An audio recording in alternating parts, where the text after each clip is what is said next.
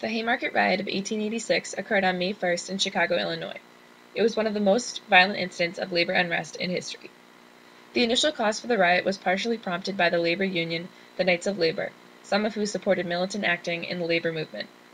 The Knights demanded higher wages and union recognition from railroads, while several other groups called for an 8-hour workday. Together, they generated mass strikes and the largest spontaneous labor demonstration in history. Fearing that European radicals were transporting their traditions of violence to the U.S., Chicago police mobilized to prevent disorder. Violence ensued as fights were broken up between striking unionists and non-union strikebreakers at the McCormick Reaper plant. Police shot and killed 2 unionists and wounded several others. Labor groups rallied soon after in the Haymarket Square in downtown Chicago to protest police brutality. As police approached, a bomb allegedly set by anarchists exploded, killing 7 and injuring 67. Illustrations of the event showed workers fleeing while police beat demonstrators with nightsticks. In reaction, authorities made mass arrests of anarchists, and a court convicted 8 as guilty for the bombing under questionable evidence. The Haymarket bombing drew attention to labor's growing discontent and heightened fear of radicalism. The participation of immigrant anarchists made citizens weary of European influence, fearing social turmoil.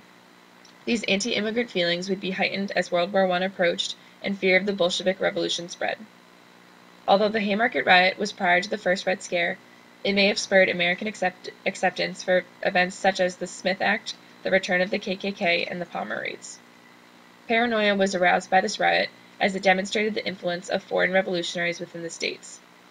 To combat this fear and the fingers being pointed at the labor movement, employer associations and manufacturers in the same industry drew up blacklists of union activists whom they would not employ, and hired private detectives to suppress strikes.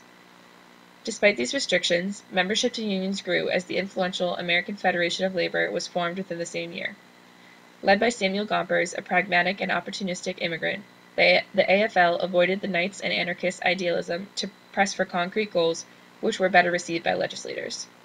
The issue of workers' rights and police brutality would not soon be resolved, as seen in the resistance to the civil rights and anti-war movement of the 60s and 70s.